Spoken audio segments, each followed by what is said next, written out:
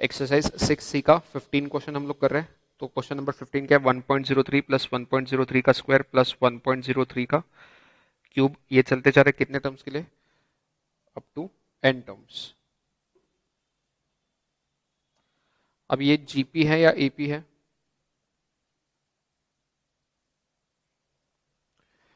GP है। इस GP का फर्स्ट टर्म 1.03 है, आर कितना है, आर भी 1.03 है। तो इस जीपी का सम कितना हो जाएगा, सम क्या होता है, a into 1 - r raise to n upon 1 - r, है ना। कुछ भी कर सकते हो, ये भी लिख सकते हो a into r raise to n - 1 upon r - 1, दोनों लिख सकते हो आप। ठीक है, यहाँ पे a कितना लिखे, साइन चेंज किया तो दोनों जगह पे करो, न्यूमरेटर में भी और डिनोमिनेटर में। न्यूमरेटर में अगर 1 - r रेज टू n है तो नीचे भी 1 - r लिखो, ऊपर अगर r रेज टू n - 1 लिख रहे हो तो नीचे भी r - 1 लिखो। क्या हुआ, सिंप्लीफाई करते नहीं आ रहा है। ठीक है, a का वैल्यू कितना है 1.03, तो यहाँ पे 1.03, r रेज टू n मतलब 1.03 raise to n - 1 divide by r - 1 मतलब 1.03 -1।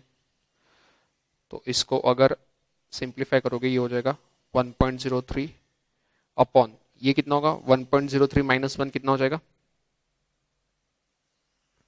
0.03, और ब्रैकेट में आ जाएगा 1.03 रेज टू n -1। अब कोई ऑप्शन मैच कर रहा है क्या, अच्छा।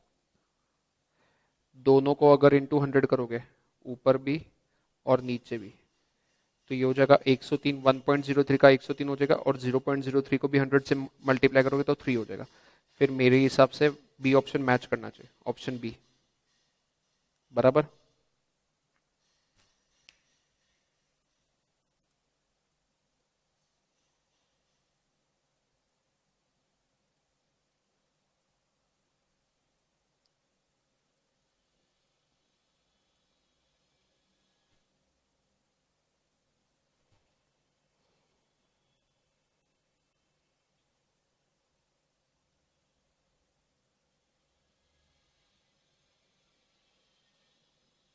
15 के बाद कौन सा है डाउट,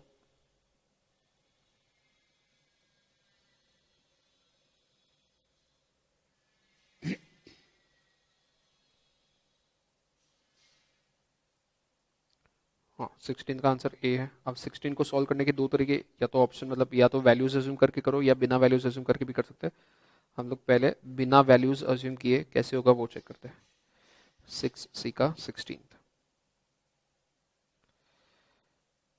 क्वेश्चन नंबर 16 में कह दिया है, if x y z are in AP and x y z plus 1 are in GP.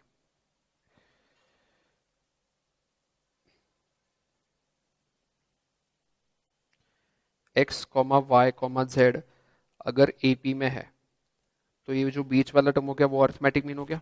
अगर ये तीनों एपी में है तो बीच वाला टर्म अर्थमेटिक मीन हो जाएगा बराबर। और अर्थमेटिक मीन कैसे निकालते हैं, बाकी दोनों टर्म्स का सम करो और डिवाइड बाय 2 करो, तो y equal to x plus z by 2 आ गया। अब इसके बाद उन्होंने बोला है कि x y और z plus 1 are in GP. अगर ये तीनों जीपी में है तो बीच वाला टर्म इस बार ज्योमेट्रिक मीन हो जाएगा। अगर बीच वाला टर्म ज्योमेट्रिक मीन हो गया तो ज्योमेट्रिक मीन आता कैसे, बीच वाले टर्म का स्क्वायर इज इक्वल टू बाकी दोनों टर्म्स का प्रोडक्ट। ये सही है,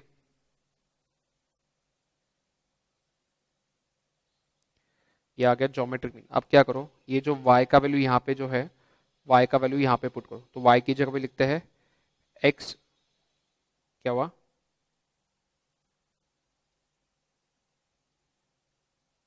कोई डाउट है,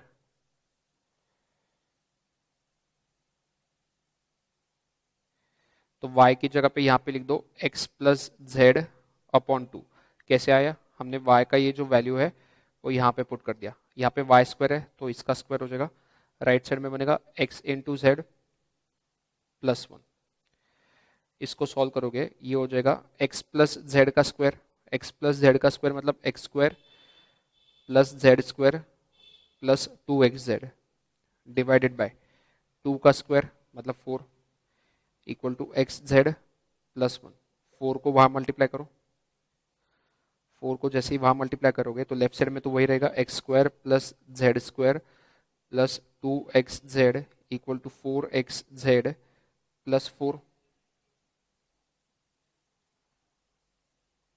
एक सेकंड, यहाँ पे x इंटू 1 करोगे तो यहाँ पे x आना चाहिए था, ये एक्स जेड प्लस एक्स होना चाहिए था।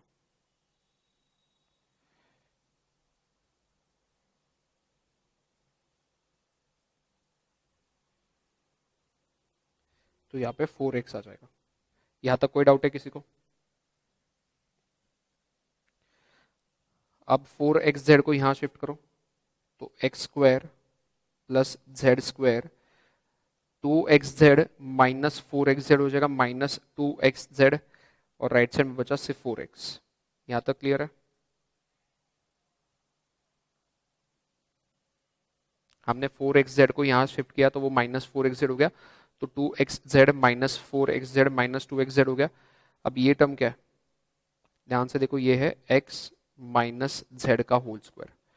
x माइनस जेड का होल स्क्वायर क्या होता है? X square plus z square minus 2xz, तो उसको लिख दिया x minus z whole square equal to 4x। तो ऑप्शन ए करेक्ट होगा। दिस इज ऑप्शन ए।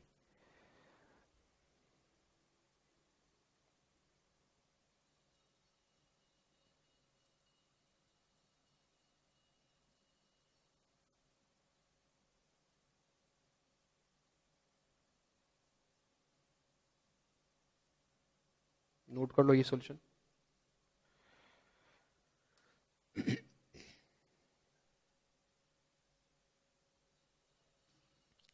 यही क्वेश्चन को, हाँ यही क्वेश्चन को हम लोग वैल्यूज अज्यूम करके कैसे देखेंगे वो देख लेंगे। एक बार ये सॉल्यूशन नोट कर लो पहले।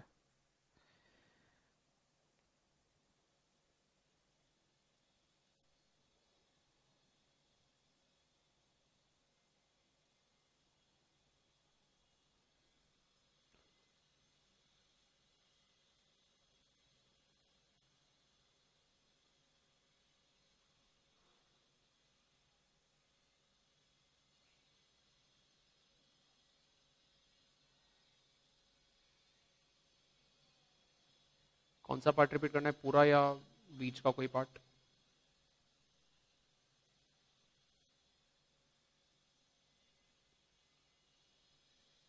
हाँ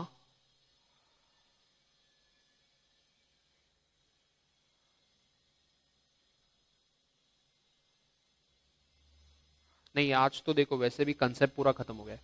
आज तो सिर्फ 6C के डाउट सॉल्विंग हो गए। कौन सा?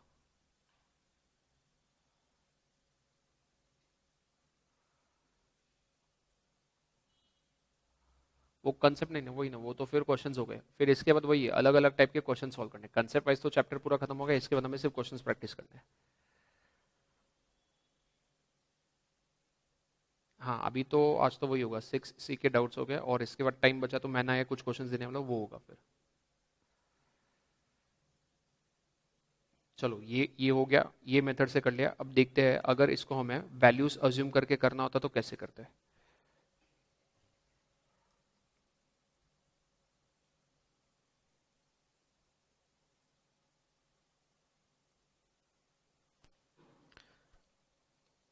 उन्होंने बोला है कि एक्स वाई जेड एपी में होना चाहिए, एक्स वाई और जेड एपी में होना चाहिए। तो हम लोग एक्स का वैल्यू 1 लेते हैं, वाई का वैल्यू 2 लेते हैं, जेड का वैल्यू 3 लेते हैं। ये एपी में हो गया, बराबर है। अब क्वेश्चन ये भी बोल रहा है कि एक्स वाई और जेड प्लस 1 जीपी में होना चाहिए। एक्स का वैल्यू 1 है तो यहाँ पे 1 लिखो, वाई का वैल्यू 2 है तो यहाँ पे 2 लिखो। अब जेड का वैल्यू 3 है तो जेड प्लस 1 कितना हो जाएगा? 4। क्या 1 2 और 4 जीपी में है? मतलब हमने ये जो वैल्यूज लिए है 1 2 और 3 ये बराबर है, क्योंकि इसके हिसाब से एक्स वाई जेड एपी में हो रहा है और x y z plus 1 x comma y comma z plus 1 GP में हो रहा है। तो हम लोग एक्स वाई जेड की ये वैल्यूज ले सकते हैं। तो हमने ये वैल्यूज फिक्स कर दी एक्स वाई जेड की। अब ऑप्शन ट्राई करते हैं। पहला ऑप्शन क्या बोल रहा है? एक्स माइनस जेड का square should be equal to 4x। तो यहाँ पे x का वैल्यू पुट करो, x का वैल्यू 1 है, माइनस z का वैल्यू पुट करो 3 है का square should be equal to 4 into x, x की जगह पे 1, 1 माइनस 3 कितना, -2 का स्क्वायर इक्वल टू 4, तो ये हो गया 4 इक्वल टू 4। ये मैच हो गया, 4 इक्वल टू 4 आ गया, मतलब ऑप्शन ए करेक्ट आंसर है। ये वाला समझा है सबको, ये मेथड, ये वाला मेथड ज्यादा बेटर है जहाँ पे तुम लोग वैल्यूज अज्यूम करो। बट इसमें प्रॉब्लम ये है कि यहाँ पे हमने एक्स वाई जेड का वैल्यू 1 2 3 लिया, बट अगर हम लोग एक्स वाई जेड का वैल्यू ऐसा लेते हैं, लेट्स से एक्स का वैल्यू, वाई का वैल्यू और जेड का वैल्यू, एक्स का वैल्यू हमने लिया -1, वाई का वैल्यू लिया 0, जेड का वैल्यू लिया 1, क्या ये एपी में है?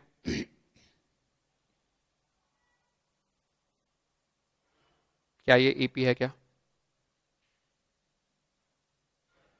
एपी है ना? +1 किया तो ये आ गया, +1 किया तो ये आ गया, एपी है ये। फिर x y और z +1 क्या हो जाएगा? x का वैल्यू -1 है, y का वैल्यू 0 है, z +1 कितना हो जाएगा? 1 + 1 2। क्या ये जीपी है? -1 0 और 2 नहीं, तो यहाँ पे ये फेल हो गया। हम एक्स वाई जेड की वैल्यूज -1 0 और 1 नहीं ले सकते, क्योंकि ये लेने पे ये जो 3 टर्म्स है ये जीपी नहीं बन रहे, मतलब एक्स वाई जेड की वैल्यू -1 0 और 1 नहीं ले सकते। फिर इसके बाद हमने ट्राई किया 1 2 3, एक्स वाई जेड की वैल्यूज 1 2 3 ली तो वो एपी में भी हो गया, और एक्स वाई जेड +1 जीपी में भी हो गया। तो इस क्वेश्चन में यही एक प्रॉब्लम है कि हमें वैल्यूज जब अज्यूम करने, एक दो हमें सेट ऑफ वैल्यूज ट्राई करनी पड़ेगी, कौन से हिसाब से कंडीशन क्वेश्चन की सेटिस्फाई हो रही है। क्लियर है ये?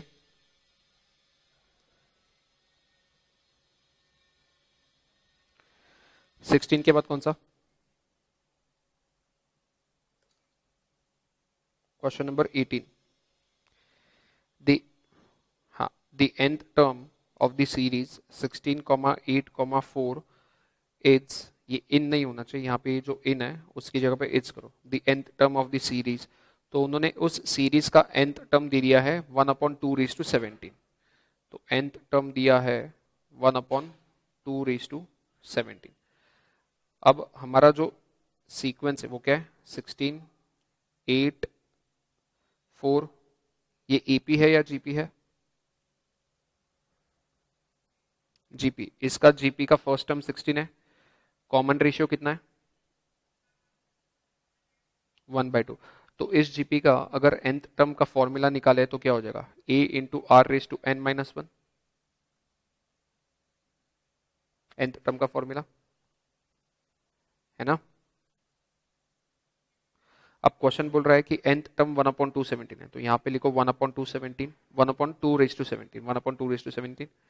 a का वैल्यू 16 है, r का वैल्यू 1/2 है, तो ये हो जाएगा 1/2^n-1।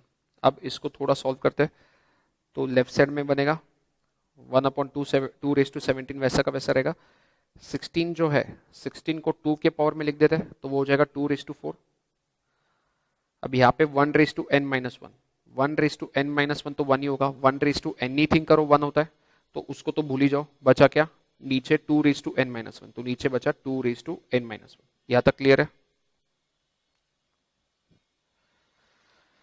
ठीक है, ये जो टर्म है इसको क्या लिख सकते हैं? 2^-17 लिख सकते हैं, 1/2^17 को 2^-17 लिख सकते हैं। राइट साइड में जो टर्म है उसमें अगर ध्यान दोगे तो बेस कॉमन है, बेस अगर कॉमन होते हैं तो पावर्स सब्ट्रैक्ट होते हैं, तो बेस कॉमन लिख दो 2 और पावर्स को सब्ट्रैक्ट करो, तो 4 पहला पावर माइनस n-1 दूसरा पावर। ये क्लियर है?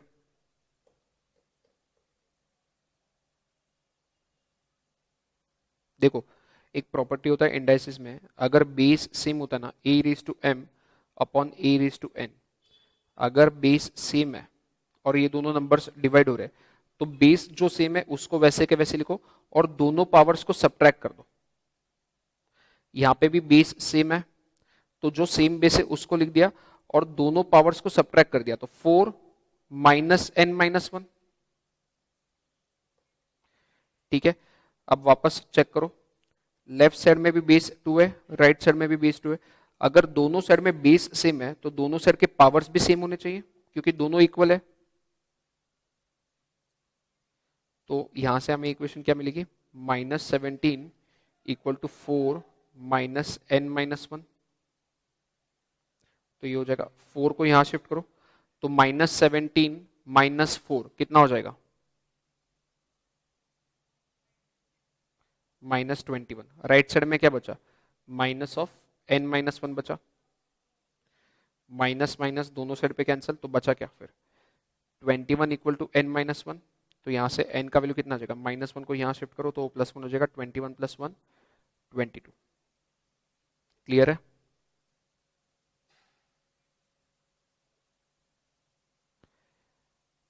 One upon a raise to m रहा तो इसको a raise to minus m लिख सकते हो।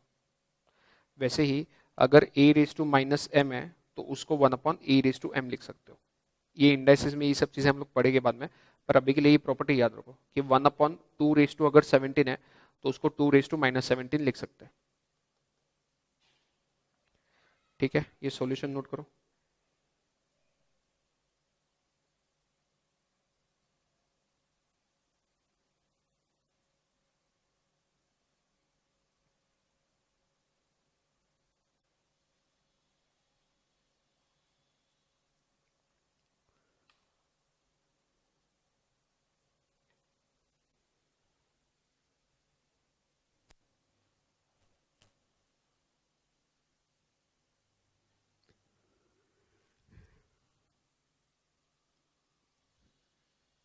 हो गया।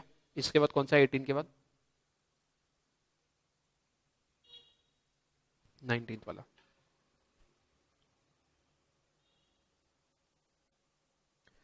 The sum of n terms of a GP whose first term is 1 and common ratio is 1/2 is equal to 1 127/8।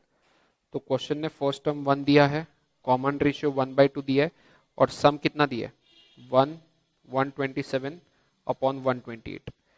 इसको अगर नॉर्मल फ्रैक्शन में कन्वर्ट करेगी तो ये हो जाएगा 128 इंटू 1 प्लस ये वाला 127 divided by numerator, sorry denominator में 128 था तो 128।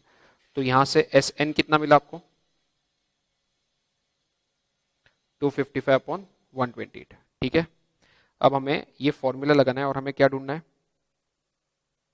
ढूंढना है क्या क्वेश्चन में, the sum of n terms n का वैल्यू ढूंढना है, हमें एन का वैल्यू ढूंढना है। तो एस एन का फॉर्मूला क्या होता है, ये एपी है या जीपी है, जीपी का सम ऑफ एन टर्म्स होता है A raise to 1 minus r raise to n upon 1 minus r. यहाँ पे आर कितना है 1/2 है, ए कितना है 1 है, और एस एन का वैल्यू है 255 अपॉन 128। ए की जगह पे 1 पुट किया, 1 minus r raise to n मतलब 1/2 रेज टू एन, नीचे आ जाएगा 1 माइनस 1/2। लेफ्ट साइड में वही रहेगा 255 upon 128 equal to 1 1 minus 1/2 raise to n, denominator में 1 माइनस 1/2 वो कितना हो जाएगा 1/2 हो जाएगा, डिनोमिनेटर में 1/2 है। अब ये डिनोमिनेटर जो है ये इस साइड में जाके मल्टीप्लाई हो जाएगा, यहाँ डिविजन में है तो वहां जाके मल्टीप्लीकेशन में हो जाएगा, तो वो हो जाएगा 255 अपॉन 128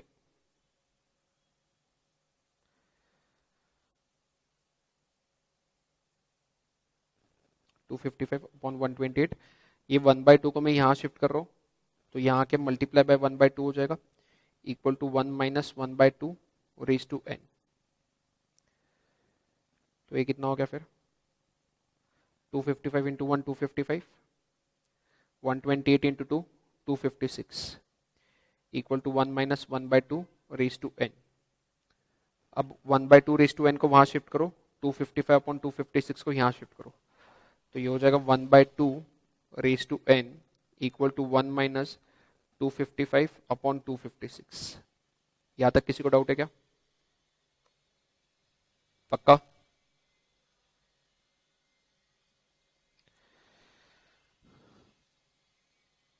तो 1/2 raise to n equal to, अब यहाँ पे क्या होगा 256 इंटू 1 256 माइनस ये 255 ऐसा ही अपॉन 256, तो 1/2 इक्वल टू 1/256, तो 1/2 इक्वल टू 1/2 यहाँ पे 256 को 2 कितना लिख सकते हैं, तो ये हो जाएगा 1/2 अब दोनों का बेस सेम है तो पावर्स भी सेम होने चाहिए, तो n इक्वल टू 8, तो आपका फाइनल आंसर हो जाएगा option b, value of n is 8। Doubt होगा तो पूछो ये क्वेश्चन में, अगर किसी को डाउट है तो पूछ लो अभी।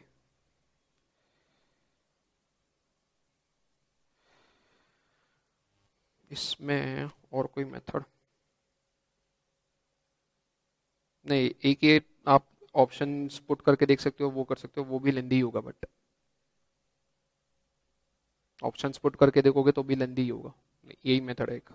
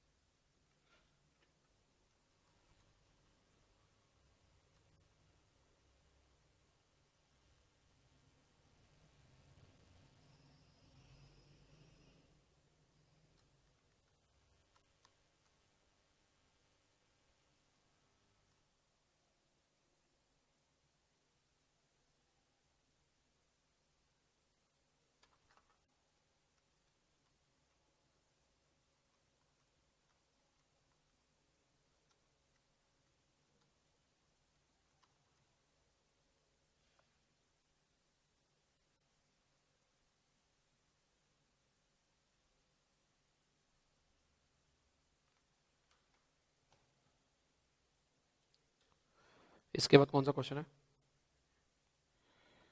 25th, 19th के बाद डायरेक्टली 25th या बीच में कोई डाउट है?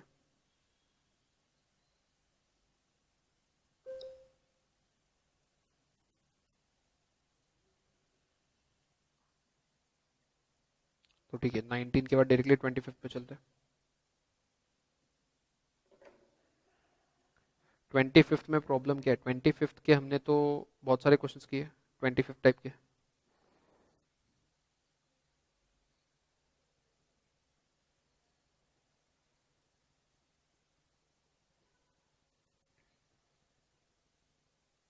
देखो एक बात समझ लो, 100 क्वेश्चन आने वाले पेपर में 100 के 100 क्वेश्चन एक एक मिनट में तो होंगे नहीं, ठीक है? कोई कोई क्वेश्चन ऐसे होंगे जो आधे मिनट में होंगे, कोई कोई क्वेश्चन ऐसे होंगे जो 2-2.5 मिनट में होंगे। तो जो क्वेश्चन आधे मिनट में होने वाले हैं उसमें तुमको आधा मिनट लगाना है, वो तुम्हारा काम है, उससे ज़्यादा टाइम नहीं लगाना, क्योंकि कोई कोई क्वेश्चन डेफिनेटली आने वाले हैं जो 2-2.5 मिनट लगने वाले हैं। एक तो वो अलग ही कुछ तो कंसेप्ट होगा, इसलिए उसमें तुमको दिमाग लगाना पड़ेगा, या फिर कंसेप्ट तुमको पता होगा, या फिर प्रोसीजर लेंदी होगा। तो हर एक क्वेश्चन तो एक एक मिनट में होगा ये तो, ये समझ के बिल्कुल नहीं चलना। तो ये वाला जो क्वेश्चन है डिविजिबल बाय 4 और 5, इसमें सबसे पहले क्या किया तुमने? हम्म। हम्म।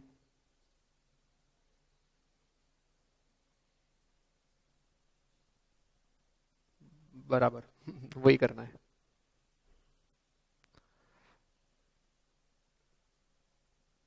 हाँ, आपका आंसर कितना है मनीषा?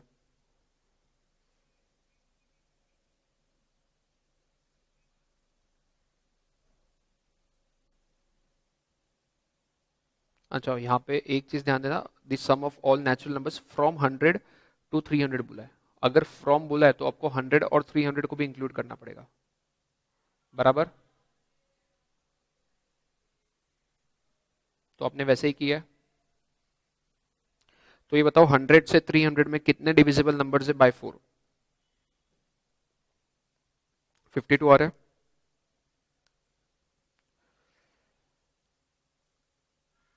अच्छा, कैसे निकाला सबसे पहले तो ये बताओ। सबसे पहले 100/5 किया, 100/4 किया तो 25 आया, है ना। फिर 300/4 किया तो कितना, 75 आया। तो फिर कितना आएगा आंसर, कितने नंबर्स हो गए डिविजिबल। यहाँ पे एक एक चीज का ध्यान देना, यहाँ पे सब लोग क्वेश्चन नंबर 25 पे आ जाओ।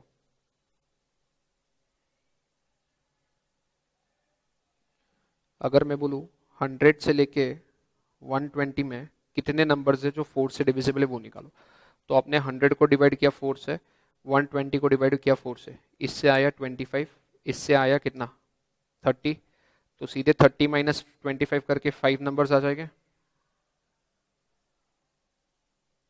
बट 5 नंबर्स या 6 नंबर्स है, देखो कितने नंबर्स है, 100, 104, 108, 112, 116 और 120, 6 नंबर्स है टोटल,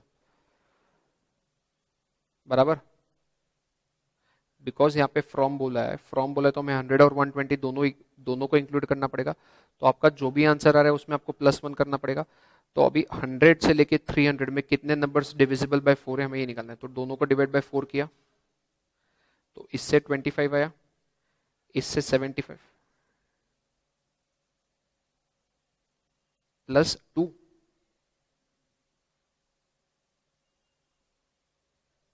कौन से क्वेश्चन में +2 किया था हमने,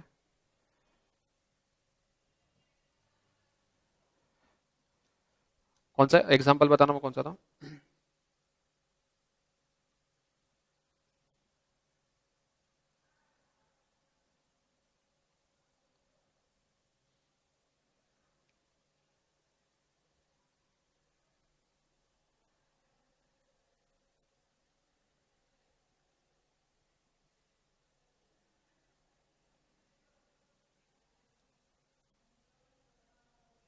सबसे पहले तो दोनों को 8 से डिवाइड करेंगे, बराबर। तो 64 डिवाइड बाई 8 कितना हो जाएगा 8, 720 डिवाइड बाई 8 कितना हो जाएगा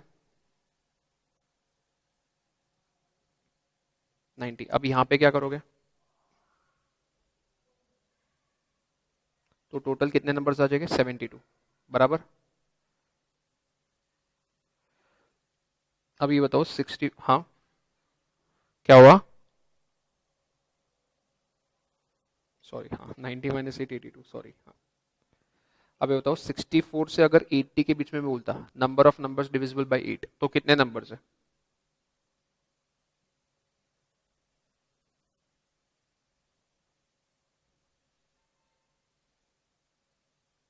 नहीं नहीं, मैं बिटवीन की बात कर रहा हूँ, बिटवीन की बात कर रहा हूँ।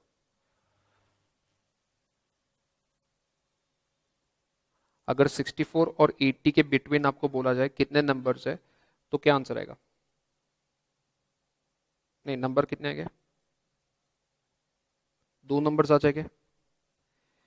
एक हो जाएगा 72, दूसरा, नहीं एक ही नंबर आएगा 72, बराबर ना। तो यहाँ पे बेसिकली क्या हो रहा था 64 डिवाइड बाई 8, 80 डिवाइड बाई 8, इसका आंसर 8 आता है, इसका आंसर 10 आता है। फिर हम लोग 10 माइनस 8 करते थे तो 2 आता था, बराबर। और फिर एंड में -1 करते थे इसलिए एक नंबर आता था 72। अब यहाँ पे इस केस में बिटवीन है या फ्रॉम है, ये वाले केस में फ्रॉम है। तो जब हम लोग 300 और कितना है 300 और क्या है 100 और 300 है, अगर 100 और 300 के बीच में सिर्फ बिटवीन की अगर बात करें, सिर्फ बिटवीन की अगर बात करें, इन दोनों के बीच वाले नंबर्स निकालने होंगे, तो क्या करोगे डिवाइड बाय 4, डिवाइड बाय 4, ये 100/4 कितना आ जाएगा 25, 300/4 कितना आ जाएगा 75, इन दोनों का डिफरेंस कितना है, और उसमें से एक हटा दोगे आप तो टोटल 49 नंबर्स हो जाएंगे। बिटवीन की बात करो, अगर बिटवीन है तो टोटल 49 हो जाएंगे।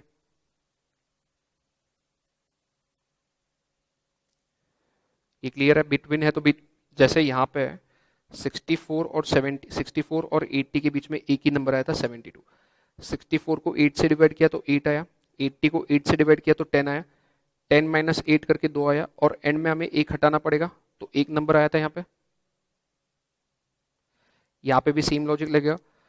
75 माइनस 25 किया 50 आ गया, 50 में से एक हटा दिया तो टोटल 49 आया जब बिटवीन की बात कर रहे हैं। बट अगर फ्रॉम होगा तो ये 100 को भी लेना पड़ेगा और 300 को भी लेना पड़ेगा। तो बिटवीन में 49 आया तो फ्रॉम में और दो नंबर ऐड हो जाएंगे तो टोटल 51 हो जाएंगे।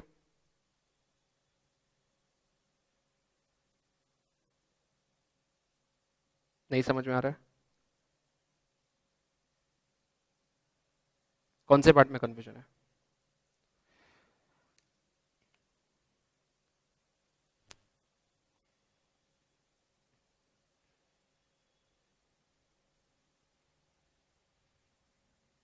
हम्म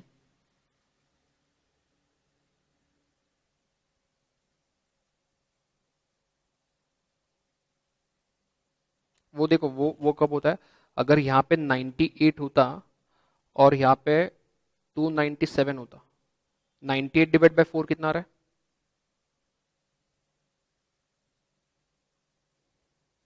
24। इसको हम लोग राउंड अप कर देते, +1 कभी नहीं करते थे, इसको हम लोग राउंड अप करते थे 25 के ऊपर, बराबर। अब यहाँ पे तो ऑलरेडी 100 है, 100 डिवाइड बाय 4 कर रहे हो तो डायरेक्टली राउंड अप नंबर आ रहा है 25, तो इसको राउंड अप करने की जरूरत है नहीं।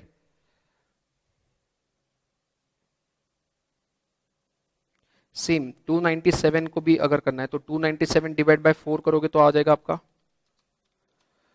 74.25। फिर इसको राउंड ऑफ करते थे, ये 75 होता था। तो जब भी डेसिमल में आता था तो हम लोग राउंड अप करते थे, हम लोग कभी +1 नहीं करते थे। मैंने क्या बोला था, राउंड अप करना है, एक एक नंबर आगे लेके आना है, +1 नहीं करना है। बट अगर 100 से 300 है और इसको डिवाइड बाय 4 कर रहे हो तो आपका ऑलरेडी होल नंबर आ रहा है 25 और 75। इसको राउंड अप करने की जरूरत है क्या फिर?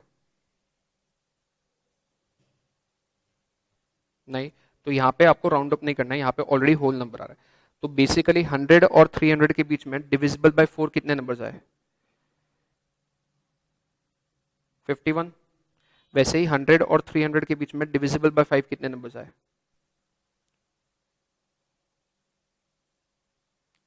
41। अब इसका सम कैसे निकालोगे? फर्स्ट टर्म 100 है, लास्ट टर्म 300 है, तो first term plus last term into n/2, ये सम का फॉर्मूला होता है। कितना आ रहा है ये?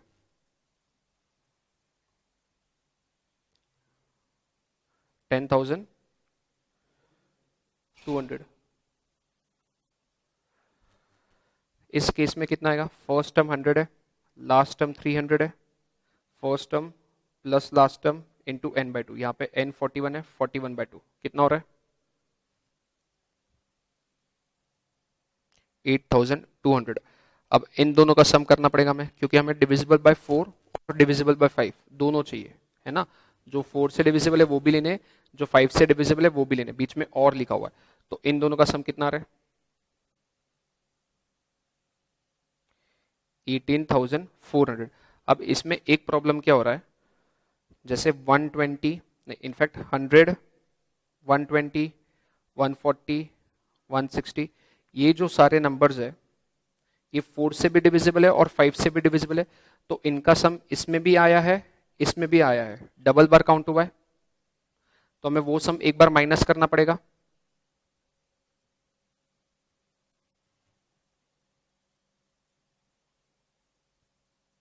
बराबर है।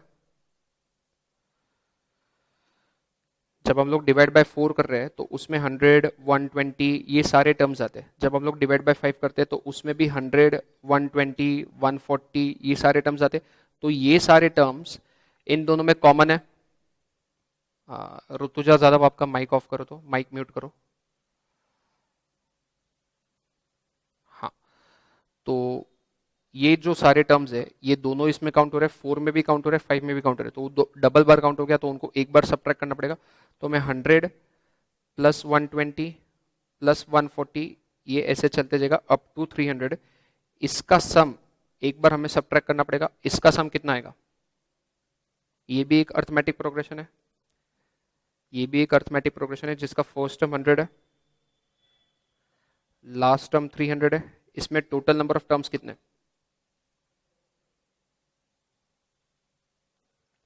तो 11/2, ये कितना आ रहा है?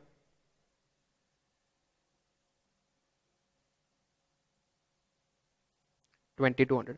तो 2200 जो है हमें ओरिजिनल सम से सब्ट्रैक्ट करना है, तो यहाँ पे 18400 माइनस 2200 कितना आएगा फाइनल आंसर? 16200, 16200। तो कौन सा ऑप्शन सही है?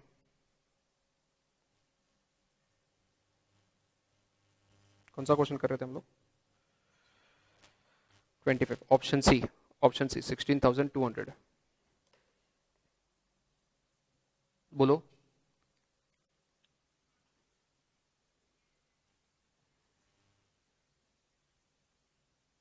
कि माइनस क्यों किया उसके बाद? वो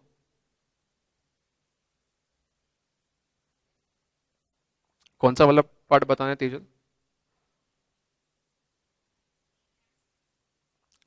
देखो जब हमने डिविजिबल बाय 4 वाले नंबर्स का सम निकाला, तो डिविजिबल बाय 4 वाले मतलब कौन से नंबर्स? 100, 104, 108, 112, 116, 120, ऐसे सारे नंबर्स आए होंगे, बराबर। डिविजिबल बाय 5 वाले नंबर्स में कौन कौन आया होगा? 100, 105, 110, 115, 120, ये सारे नंबर्स आए होंगे, बराबर। अब ध्यान दो, ये जो 100, 120, यहाँ पे भी 100, 120, जो दोनों से डिविजिबल है ना, 4 से भी और 5 से भी, वो ये वाले सीरीज मतलब ये वाले सम में भी आ गए, ये वाले सम में भी आ गए, दोनों में आ गए, मतलब वो रिपीट हो गए दो दो बार, तो हमें उनका सम एक बार माइनस करना पड़ेगा। तो यहाँ पे हमने उनका सम अलग से निकाला कि 100 प्लस 120 प्लस 140 प्लस 160 ऐसे 300 तक चलते रहा, तो ये एक अलग अर्थमेटिक प्रोग्रेशन बन गया। इसका हमने सम निकाला और वो माइनस कर दिया। इसका सम कैसे निकालो? फर्स्ट टर्म 100 है, लास्ट टर्म 300 है, इनके बीच के टर्म्स कितने हो गए ये इजीली काउंट कर सकते हो आप। 100, 120, 140, 160, 180, 200, 220, 240, 260, 280 और 300, तो 11 टर्म्स है। तो n/2 into first term plus last term, उसका सम आ गया 2200। तो हमने एक बार 2200 माइनस कर दिया 18400 में से, तो यहाँ पे 18400 में से 2200 माइनस कर दिया। अब क्लियर है?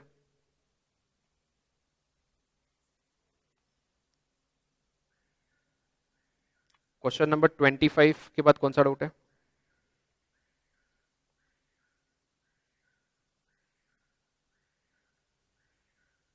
क्वेश्चन नंबर 25 के बाद कौन सा है?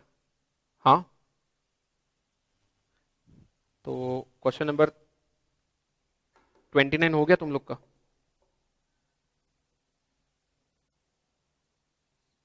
बाकी लोगों का?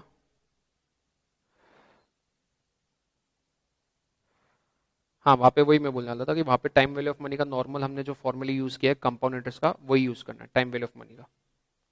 और कोई डाउट है बाकी लोगों को? क्वेश्चन नंबर 2020 में क्या दिया है? T4 of GP in in x, वो इन एक्स नहीं इज एक्स होना चाहिए। तो टर्म 4 एक्स है, टर्म 10 वाई है, तो आपको निकालना है टर्म 16। अच्छा नहीं, अच्छा टर्म 16 भी दिया है जेड।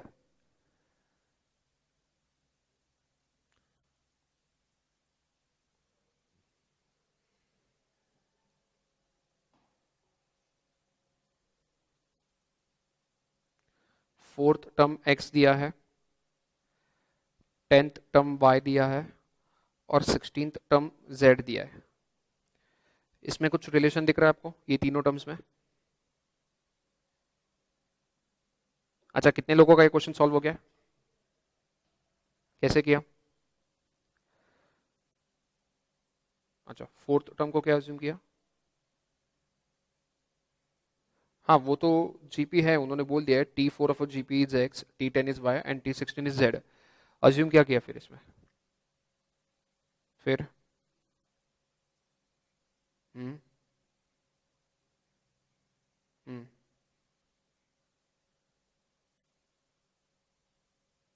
वही वही बराबर, यही लॉजिक लगाना था। देखो यहाँ पे 4 और 10 में डिफरेंस 6 का है, 10 और 16 में डिफरेंस 6 का है, मतलब ये बेसिकली 4 और 10 का मिडल टर्म हो गया।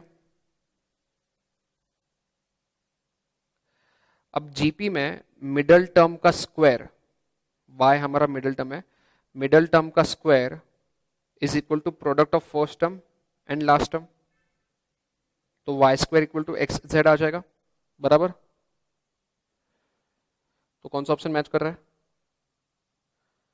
Option c. हाँ, फॉर्मूला डाल के भी डेफिनेटली कर सकते हो। तो फॉर्मूला डाल के T4 का फॉर्मूला क्या होता है? a into r raise to n minus, मतलब A r cube equal to x है। फिर T10 क्या हो जाएगा? a into r raise to n minus one, मतलब a into r raise to 9 equal to y हो जाएगा। T16 क्या हो जाएगा? a into r raise to 15 equal to z हो जाएगा। फिर इसके बाद क्या करोगे?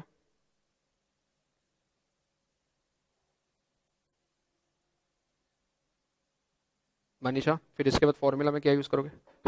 ऑप्शंस यूज करोगे। हाँ, उससे बेटर एक चीज याद रखो, यहाँ पे आपको जैसे गैप्स सेम दिख रहे, 4 और 10 के बीच में 6 का गैप है, 10 और 16 के बीच में 6 का गैप है, तो हम लोग बेसिकली बोल सकते हैं कि ये टू जो T10 है वो इन दोनों के मिडल में लाई कर रहा है, क्योंकि गैप सेम है, बराबर। T4 और T10 के एग्जैक्टली मिडल में T4 और T16 के एग्जैक्टली मिडल में T10 लाई कर रहा है, मतलब जो T10 हो गया वो इन दोनों का ज्योमेट्रिक मीन हो गया। और जब T10 मतलब बीच वाला टर्म ज्योमेट्रिक मीन होता है, तो बीच वाले टर्म का square is equal to the product of the extremes as पर ज्योमेट्रिक मीन। ये क्लियर है? अंसारी, आपको समझा? आपने पूछा था ना डाउट। मनीष, आप फॉर्मूला से भी कर सकते हो, बट इससे लेंदी हो जाएगा, उससे बेटर ये लॉजिक लगा दो, इससे फटाफट आंसर आ जाएगा। तो y square equal to x z. इसके अलावा कोई डाउट है? 20, 24, 24th वाला, if unity is added to the sum of any number of terms of the EP, तो उन्होंने EP दिया है 3, 5, 7, 9, ऐसा EP चल रहा है। एक एक मिनट रुकना, मैं आता हूँ। अच्छा चलो, ये क्वेश्चन डिस्कस कर लेते हैं। क्वेश्चन क्या बोल रहा है? If unity is added to the sum of any number of term of this AP, तो क्वेश्चन क्या बोल रहा है? इस ईपी का कितने भी नंबर ऑफ टर्म्स लो जितने आपको चाहिए। चलो, हमने यहाँ पे ये 4 टर्म्स ले लिए, है ना, और ये 4 टर्म्स का सम ले लो। कितना आ रहा है सम? सम कितना आ रहा है? 24। तो क्वेश्चन क्या बोल रहा है? इफ यूनिटी, यूनिटी मतलब 1, if 1 is added to the sum of any number of terms, तो हमने यहाँ पे सम ले लिया 4 टर्म्स का, 24 है, उसमें यूनिटी मतलब उसमें 1 ऐड किया, तो ये क्या बन गया? 25। और 25 एक परफेक्ट स्क्वायर है, तो कौन सा ऑप्शन सही रहेगा? फिर ऑप्शन बी, परफेक्ट स्क्वायर। इसमें 4 नहीं, अगर आपने 3 टर्म्स लिए होते, 3 टर्म्स 3, 5 और 7, 3, 5 और 7 का सम कितना था? 15। 15 में भी 1 ऐड किया तो 16 आ जाएगा, 16 भी परफेक्ट स्क्वायर है, बराबर। ठीक है, चलो एक 2 मिनट मैं आता हूं, मैं तब तक बाकी देख लो, कोई डाउट्स है क्या?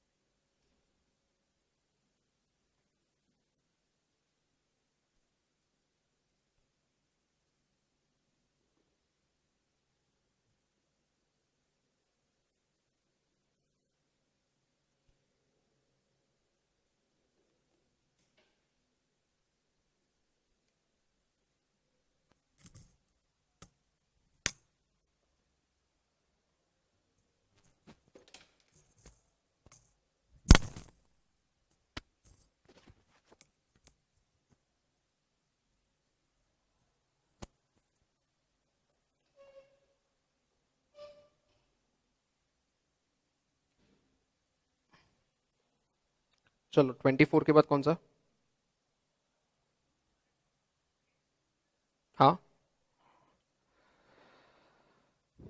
एक से एक एक करके बात करो। पहले कृणाल बताओ क्या हुआ। हाँ डालूंगा पर लेट हो जाएगा थोड़ा, लेट ही मतलब रात को 9-10 बजे जाएगा लिंक। हाँ आदित्य बोलो क्या हुआ।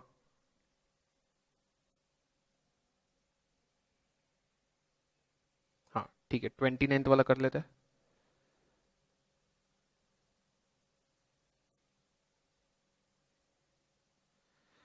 क्वेश्चन नंबर 29 में क्या बोला उन्होंने,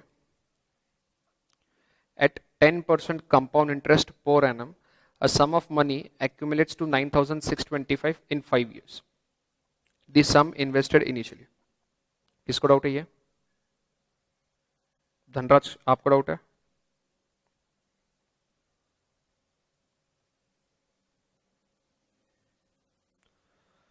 अच्छा चंदन, चंदन तो मीटिंग में है ही नहीं चंदन कोई। चलो ठीक है ये क्वेश्चन डिस्कस कर लेते हैं। इस क्वेश्चन को करने के दो तरीके, जिनका टाइम वैल्यू ऑफ मनी हो गया है उनके लिए तो बहुत सिंपल है। रेट दिया है 10%, अमाउंट दिया है 9625, टाइम दिया है 5 years, आपको प्रिंसिपल ढूंढना है। कंपाउंड इंटरेस्ट के केस में अमाउंट का फॉर्मूला होता है A equal to principal into 1+i⁻n। Amount दिया है 9625, प्रिंसिपल हमें पता नहीं, आई कितना दिया है 10%, तो आई हो जाएगा 0.1, तो 1+i हो जाएगा 1.1 रेज टू एन, एन दिया है 5 years, तो यहाँ से पी का वैल्यू कितना आ रहा है फिर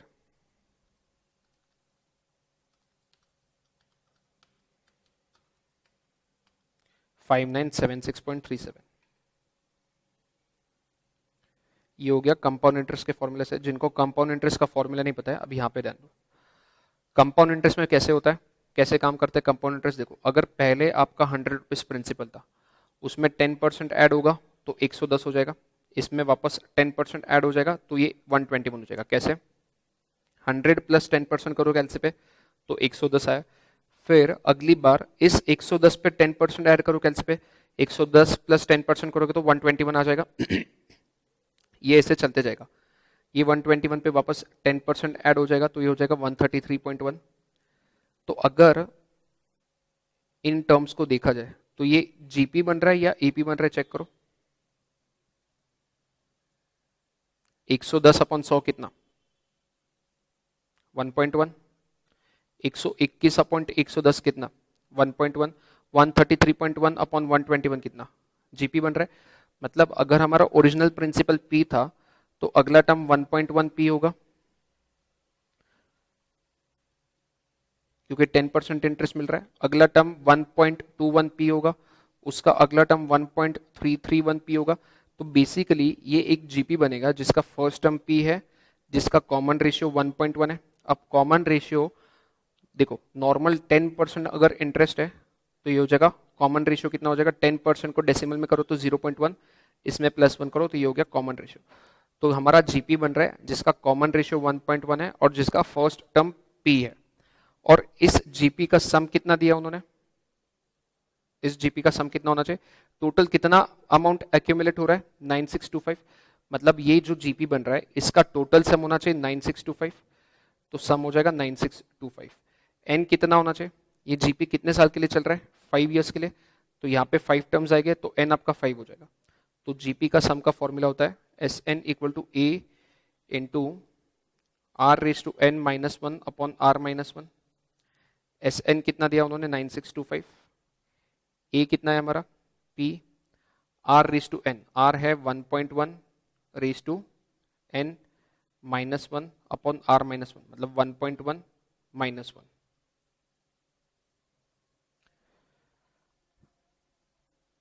one point one minus one कितना हो जाएगा 0.1, 0.1 को यहाँ मल्टीप्लाई करोगे तो वो हो जाएगा 962.5 is equal to principal into 1.1 raise to n, n कितना है 5 है माइनस 1, चेक करो कितना आ रहा है ये,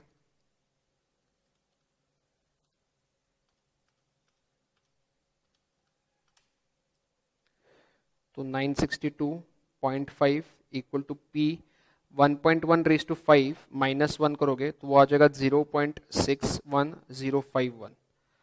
तो यहाँ से P का वैल्यू कितना आ जाएगा 962.5 और ये जो है ये यहाँ जाके डिनोमिनेटर में आ जाएगा 0.61051।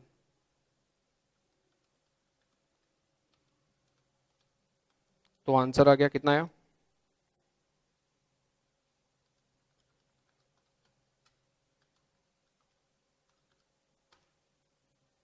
कुछ और आ रहा है क्या यहाँ पे?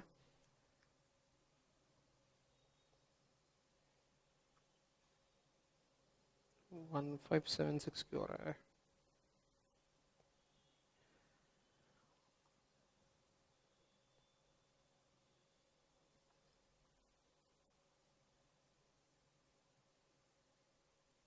हाँ 0.1 मल्टीप्लाई होगा ना यहाँ पे, 1.1 -1 होगा तो वो 0.1 होगा, 0.1 यहाँ पे शिफ्ट हो जाएगा तो मल्टीप्लाई होगा।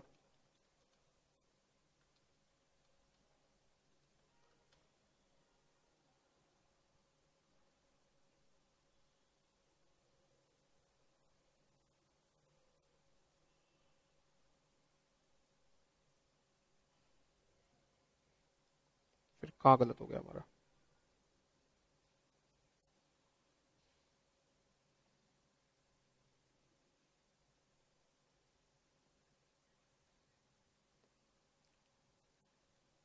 वो तो यहाँ पे यूज कर लिया हमने, ये वाला फॉर्मूला, यही वाला फॉर्मूला ना, A is equal to P, A is equal to P upon, हाँ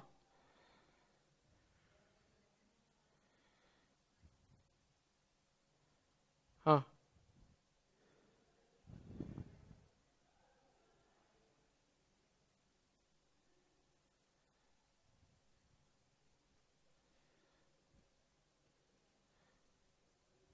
अच्छा, ये नहीं, हमने टाइम वैल्यू ऑफ मनी भी फॉर्मूला पढ़ा है, वो है अमाउंट का formula, amount is equal to principal into 1 + i⁻⁴ sorry 1 + i⁻n, उससे तो आंसर आ रहा है आंसर, बट यहाँ पे क्या गलत हुआ हमारा?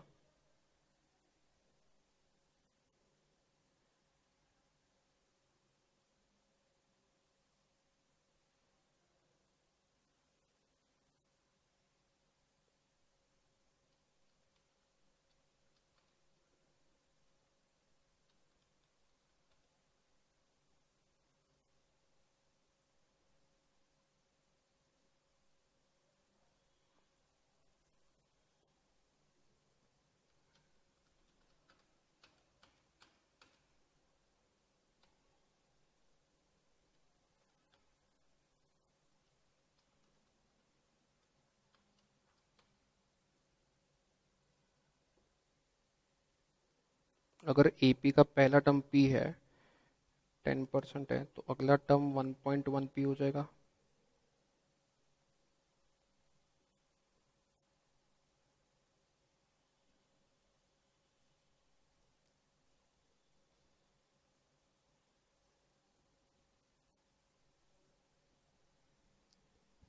अरे वो बराबर है, बट अगर कंपाउंड इंटरेस्ट पढ़ा ही नहीं होता, ये मेथड से करना होता, तो इसमें गलत क्या हो रहा है वो तो ढूंढना पड़ेगा ना।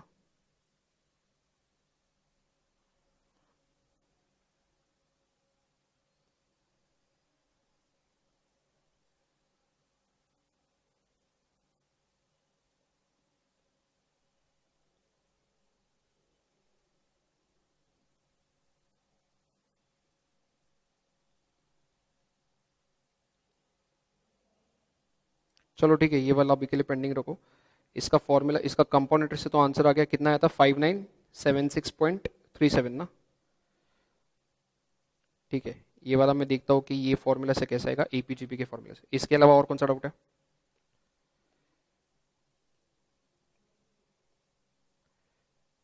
हाँ वो तो डेफिनेटली, क्योंकि एग्जाम में ये आएगा क्वेश्चन तो आपको समझेगा ही नहीं ये एपीजीपी का क्वेश्चन है, आपको तो ये लगेगा ये टाइम वैल्यू ऑफ मनी का क्वेश्चन है, और टाइम वैल्यू का मतलब टाइम वैल्यू का फॉर्मूला लगा के आंसर तो वही आने वाला है आपका।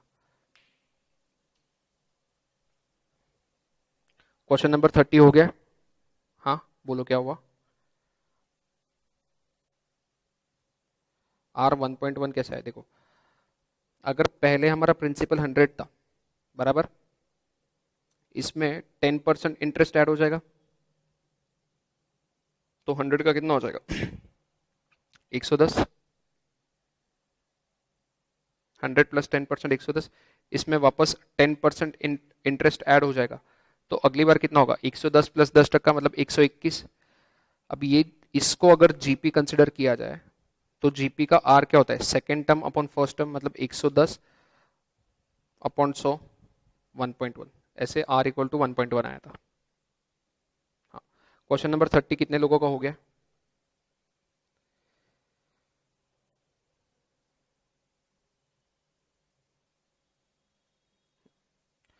सेम उसे क्या होगा, कंपाउंड इंटरेस्ट के फॉर्मूला से। ठीक है, यहाँ पे पॉपुलेशन ऑफ कंट्री कितना दिया है, 55 करोड़ दिया है 2005 में, तो इनिशियली हमारा पॉपुलेशन कितना था, 55 करोड़, मतलब प्रिंसिपल हो गया 55। उसके बाद बोला है and is growing at 2% per annum compound interest, तो आई का वैल्यू हो गया 0.02। The population in the year 2015, 2005 से 2015 जाना है, मतलब कितने साल, तो n इक्वल टू 10 हो गया, मतलब आपको 10 साल बाद वाला पॉपुलेशन निकालना है, मतलब अमाउंट निकालना है। Amount is equal to principal into 1 plus i raise to n, p कितना होता है 55, 1 प्लस आई मतलब 1.02 रेज टू 10, कितना आ रहा है आंसर,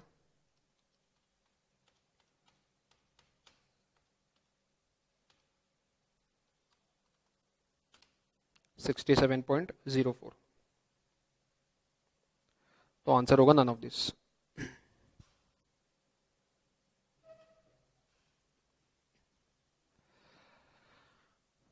एक्सरसाइज सी में और कोई डाउट है?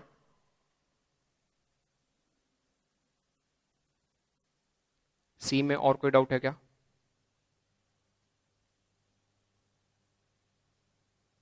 हम्म,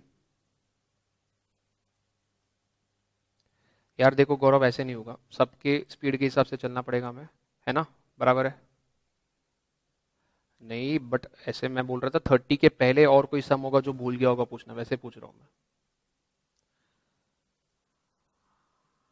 हाँ ठीक है, और कोई डाउट नहीं है तो अभी ध्यान दो। इसका जो एडिशनल क्वेश्चन बैंक है उसमें बहुत ही उल्टे फुल्टे क्वेश्चन है। तो एडिशनल क्वेश्चन बैंक में अभी कितने क्वेश्चन है टोटल, हो गए 150 200 क्वेश्चन कुछ तो भी, 150 क्वेश्चन है। 150 के 150 क्वेश्चन हम लोग क्लास में करने वाले हैं, ठीक है। मतलब सारे के सारे क्वेश्चन क्लास में नहीं हो गए, जो रिपीटेटिव है वो घर पे करने होंगे, बट हर एक टाइप का एक एक क्वेश्चन हम लोग क्लास में करने वाले। तो कल से 2 दिन, मतलब आज ट्यूसडे वेडनेसडे और थर्सडे, 2 दिन में पूरा एडिशनल क्वेश्चन बैंक हम लोग सॉल्व करने वाले। अगर तुम लोग को करना है तुम लोग घर पे एक बार अटेम्प्ट कर सकते हो, पहले 10 मतलब 20-25 क्वेश्चन,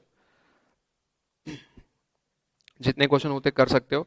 हम लोग कल वैसे भी करने ही वाले, अगर नहीं भी किया तो एटलीस्ट आज पूरा चैप्टर एक बार रिवाइज करके आ जाना।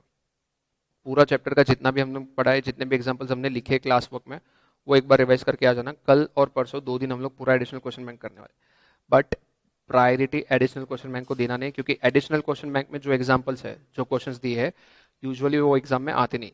एग्जाम में एक्सरसाइज सी और एक्सरसाइज बी और सी में जो टाइप के क्वेश्चंस दिए वो। अब एडिशनल क्वेश्चन होने के बाद एक स्कैनर होता है, स्कैनर पता है तुम लोग को? तुम लोग को मतलब आधे लोग को पता है, जिन लोग को नहीं पता है, स्कैनर मतलब जिसमें पास्ट पेपर के क्वेश्चंस दिए होते हैं। तो वो स्कैनर आपको उठाना है और फिर एपीजीपी का पूरा स्कैनर आपको धीरे धीरे दिन में 10-10 क्वेश्चन करके 7-8 दिन में वो स्कैनर खत्म करना है। और स्कैनर के सारे डाउट्स एक साथ कलेक्ट करने हैं और एक ही सेशन में, एक ही लेक्चर में सारे डाउट्स क्लियर हो जाएंगे। 2 दिन में एडिशनल क्वेश्चन बैंक करेंगे, उसके बाद तुम्हारा काम है एक एक करके स्कैनर के क्वेश्चन सॉल्व करना और डाउट्स पूछते रहना। आपके ऊपर है, डाउट्स आपको क्लास में पूछने हैं, आप एक बारी में सारे डाउट्स क्लास में पूछ सकते हो, या फिर जिनको डाउट्स आ रहे हैं तुरंत क्लियर करवाने व्हाट्सएप कर दो, व्हाट्सएप पे भी डाउट्स क्लियर हो जाएंगे। पर स्कैनर आपको घर पे सॉल्व करना है, स्कैनर क्लास में सॉल्व नहीं होगा पूरा का पूरा, ठीक है। चलो कल हम लोग एडिशनल क्वेश्चन बैंक करेंगे। हाँ ये स्कैनर का पीडीएफ भेज दो, तो जिनके पास है क्या तुम लोग के पास? गौरव वो स्कैनर का पीडीएफ ग्रुप पे भेज दो तो। और हार्ड कॉपी कहाँ पे मिलता है इसका?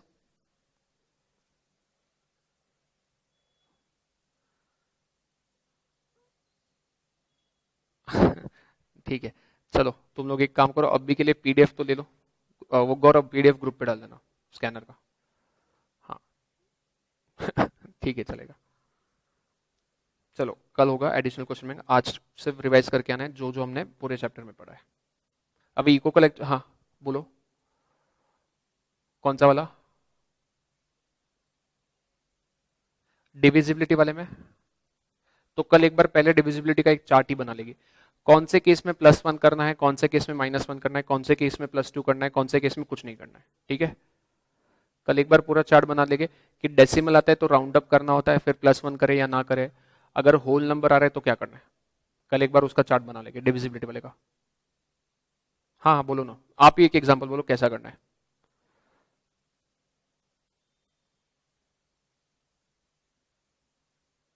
बिटवीन 40 एंड, तो 40 डिवाइड बाई 8 कितना हो जाएगा,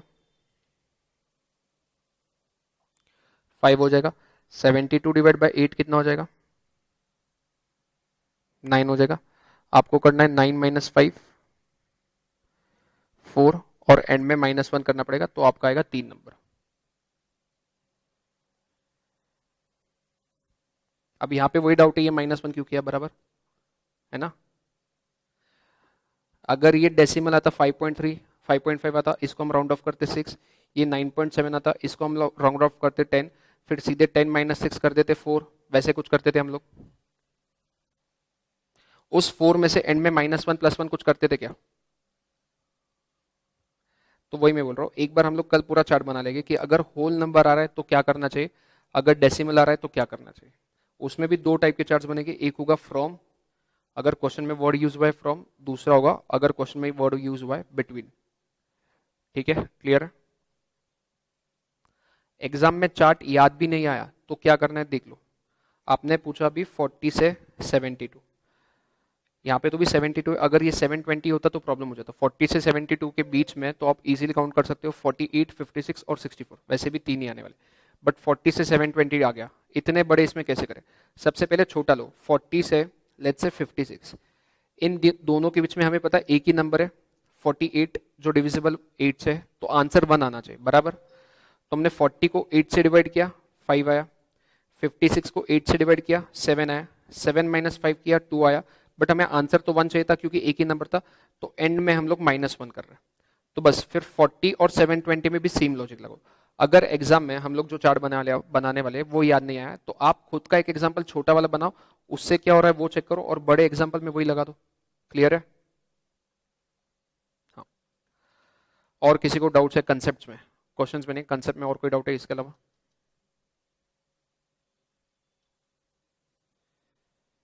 कोई डाउट नहीं है तो कल एडिशनल क्वेश्चन बैंक करने से पहले अगर कोई डाउट होगा तो क्लियर करवा लेना, क्योंकि एडिशनल क्वेश्चन बैंक में डाउट्स एंटरटेन नहीं होंगे, मतलब एंटरटेन मतलब क्वेश्चन के डाउट्स एंटरटेन होंगे, कंसेप्ट वाइज कोई डाउट नया नहीं होगा।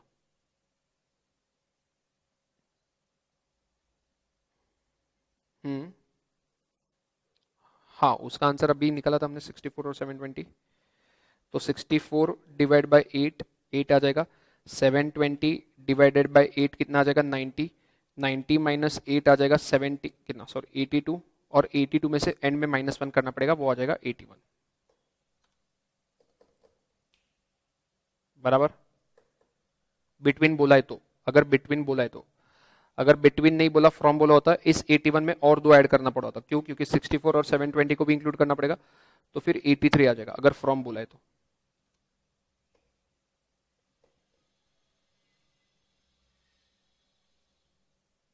हाँ ठीक है चलो, अभी कल एडिशनल क्वेश्चन बैंक करेंगे। कल पहले तो डाउट्स क्लियर कर लेना 15 मिनट में, उसके बाद स्टार्ट करेंगे। चलो बाय। हाँ कल ही करें एक बार, चलेगा वैसे। हाँ कौन सा वाला, क्योंकि आपका टाइम वैल्यू ऑफ मनी नहीं हुआ ना यश, आपका जब हो जाएगा फिर समझ में आ जाएगा, कोई उसका टेंशन मतलब, वो दो जो क्वेश्चन है ना टाइम वैल्यू ऑफ मनी में, उसका टेंशन मतलब वो जब टाइम वैल्यू ऑफ मनी आपका हो जाएगा फिर आपको समझेगा ये फॉर्मूला कैसे आया बराबर।